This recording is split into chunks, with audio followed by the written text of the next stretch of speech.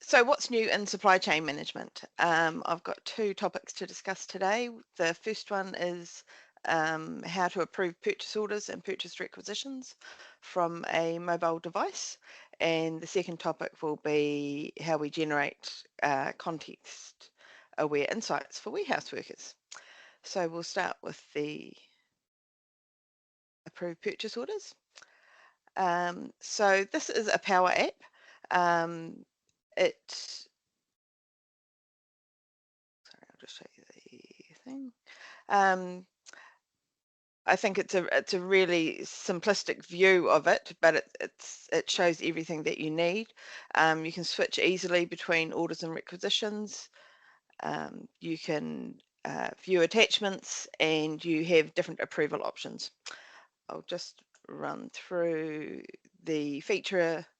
It's called the Dynamics 365 Approvals Management app.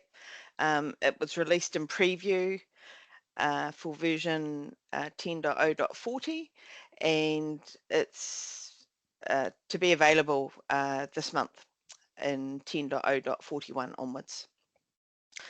For licensing, it's a standard supply chain user license, and it also requires an activity license for 365 operations.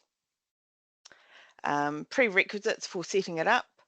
It requires Dataverse tables, so you must already have that environment integrated into your supply chain management. If it isn't, you need to follow the instructions. Best solution is to talk to your tech person or tech department and make sure that they've got it set up and working. So we've got it installed in our system here. This is just the standard view of what we currently have for work items. So currently, if you have to approve a purchase order or a purchase requisition, it will come into the work items assigned to me on the homepage. And then if you click onto one of those, it will bring you up this table here. With the approvals app, it gives you a much more defined view. It has a drop-down menu so that you can flick between the purchase orders and requisitions. Alternatively, they're listed here and you can just click on the wee arrow. They also have several icons here. This refresh icon refreshes itself every minute, so you don't need to click on it essentially. You can filter between what you want to show top or bottom, and it also has notifications for when you have a new approval pending. So this is a purchase requisition list view. So currently what you would see in D365 is this view here, which shows you know, a lot of data, whereas on the new Power App view, essentially they've got it so that you are only seeing the data that you're really going to need to operate or review that approval. In the detailed view, if you come in here, you have your details section, your attachments, and then a timeline so that you can see the status of what's happened throughout the process. You've got a hyperlink for your workflow instruction if you want to go and look and see what paths the workflow took. And then essentially the name of the requisition, any discounts, the value, and the item number. In this case, it was a procurement category. So it's not showing an actual number.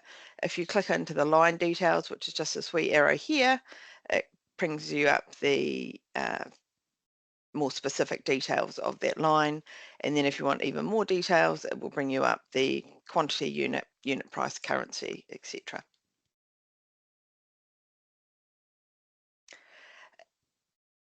Just switching over to the purchase order detail view, and I will be doing a demo shortly. So on the purchase order side, it has slightly more than the purchase requisition. You've also got your accounting distribution details tab here. And if you've got multiple lines, it does show them individually with a bolded heading for each item number or procurement category. And then at the bottom, it shows you quite clearly in large icons what your approval options are down here. So now I will switch into the demo.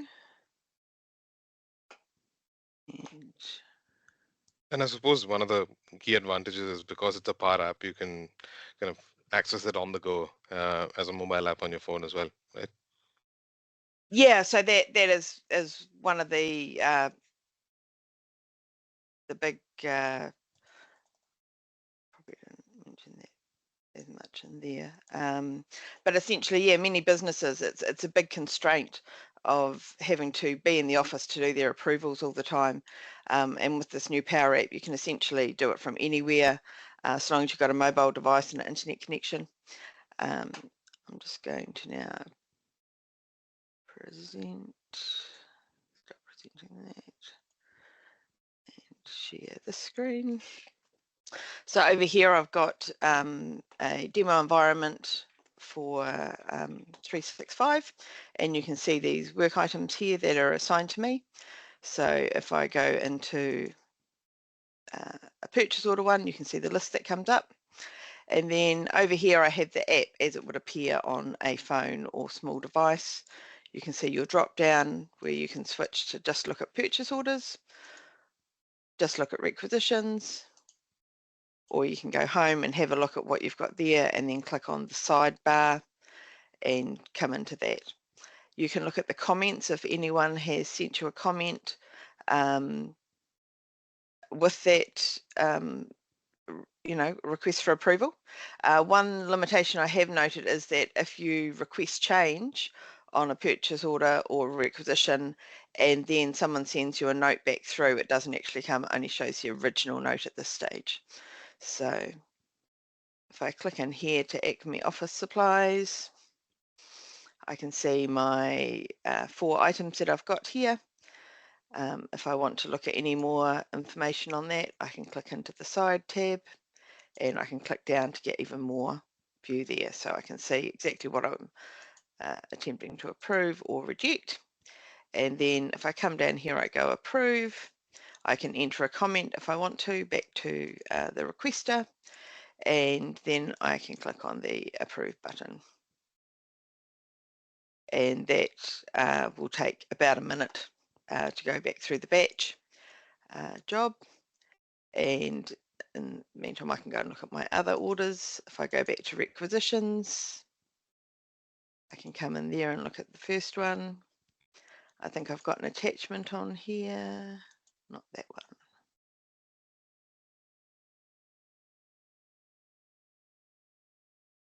Go in here. So I've got a couple of attachments in here, a picture if they want to show you what they're intending to purchase, like a laptop, and then just a text if they want to send you, say, a quote or something like that to go with the requisition. You can see all of those attachments in there.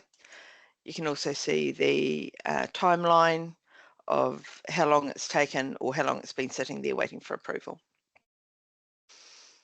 Okay, and then if we go in here, if I wanted to look at the workflow path for instruction, I can see that does not normally look like that.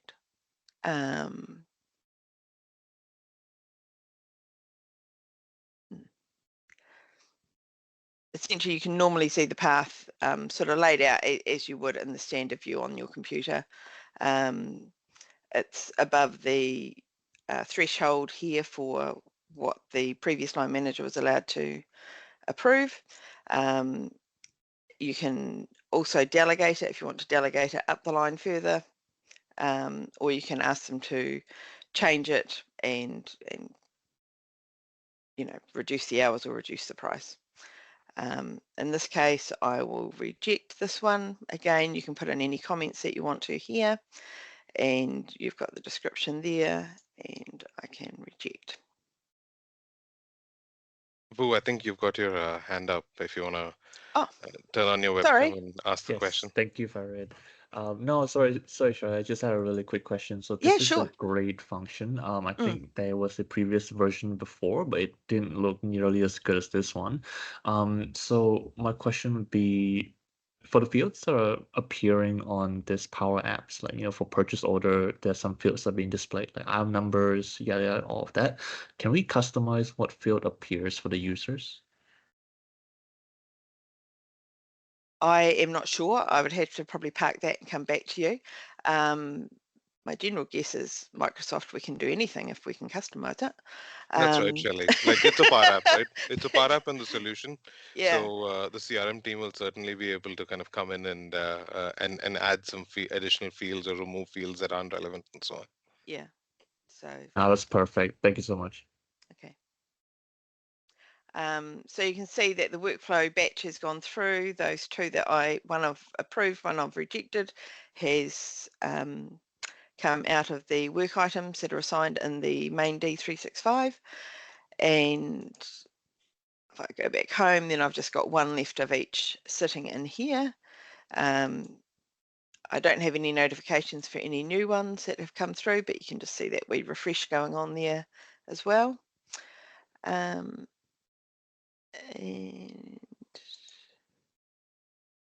yeah, are there any questions relating to that? Yes, I have one. Was the accounting distribution for the requisition of the PO at the header level or line item? Because we have POs with multiple line items and different distributions. Okay, they only show the accounting distribution on the purchase order, and if you come in here, these are the details that we had set up here. So per line, it would show you. I've only got one line sitting in there at the moment, but it would show you for each particular line. Yeah. Fantastic. Okay. Okay, so I will now move on to through here.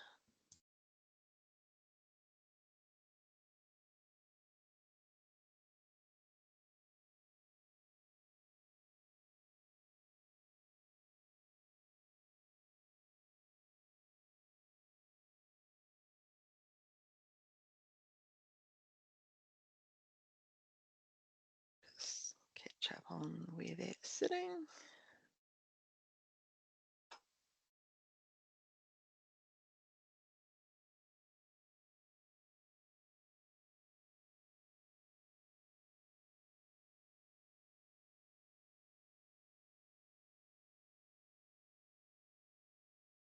Sorry, 21. So now we move on to the warehouse management and a new feature that they have brought in. So this is the generate context-aware insights for warehouse workers with Copilot. So an AI generation.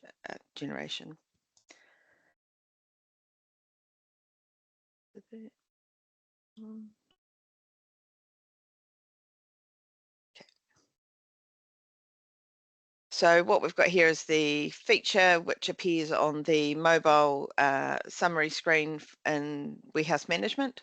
It was released earlier this year in June, and it's currently available in the version 10.0.39 or later, and also the warehouse management mobile app 2.3.2.0 or later. It's currently enabled by default for all users from 10.0.39 onwards. There we go. That's better.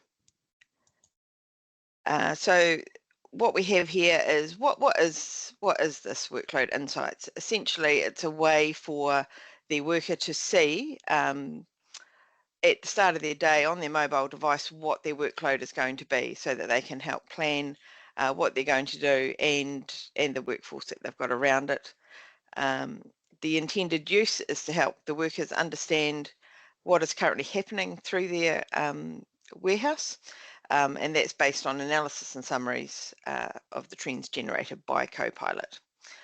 Some of the capabilities that Copilot provides insights into is the available work headers, pick lines, receiving lines, and also what available workforce you've got in terms of devices that are available on the floor. Limitations: as the content is generated by AI, it should never be used without manual review or supervision.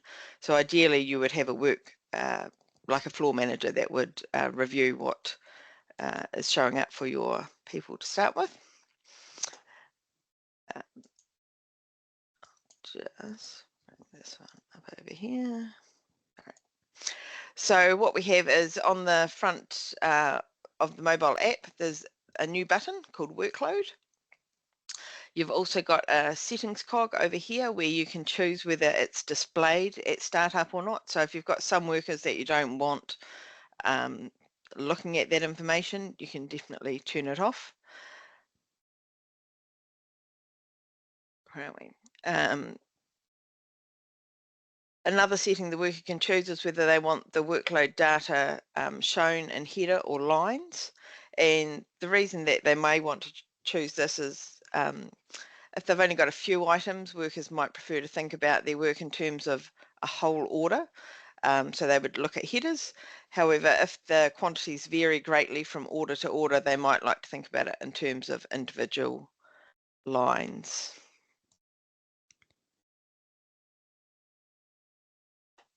What we have here is when we click on the workload button, it will bring up these fields here. So counting, replenishment, outbound and inbound. It will give an AI generated description of what it's found when it's looked through the system. And then if you click on any one of these 4 boxes, it'll expand all 4 of them and give you a breakdown of what raw materials, items and so forth that you've got in there. What I'll do now is I'll just flick back and give you a brief demo on the item. Stop sharing that one. Shelley, just a time check Yeah. for you. Sorry, time check. Yep, Yeah. I won't be. I'll be a minute.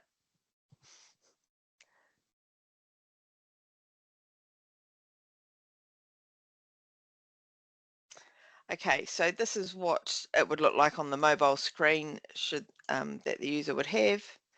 And again, here's our workload button. They've got their normal sales, picking, purchase, receive. This is just the demo version that we've got here. So when we click on the workload, it will bring up what counting and replenishment we've got, tell you how many work lines, tell you how many devices there are in the current warehouse, and also what the shift will currently be doing in terms of what it's perceiving that the workers will need to actually do on that particular shift. So when we click onto these buttons, you can see that it's breaking down what they're going to have to do. So on the inbound, they've got 101 purchase headers, they've got 64 transfers, 21 put away items and 14 returns that they have to complete in that day. So it's just a really cool way for the worker to be able to see it at a glance what they may have to do throughout that day, or for the warehouse manager to see what they may have to do with all of their workers throughout the day. If I just quickly run up to the settings cog, you can just scroll up and down, and then if you wanted to turn it off for your particular worker, you can say no, don't show it, and go back. And once it's refreshed, it's in demo mode at the moment, but once it's refreshed, that workload button would disappear again. And the same with the work order headers. You just click on there and you can choose whether you want to do work order lines or work order headers.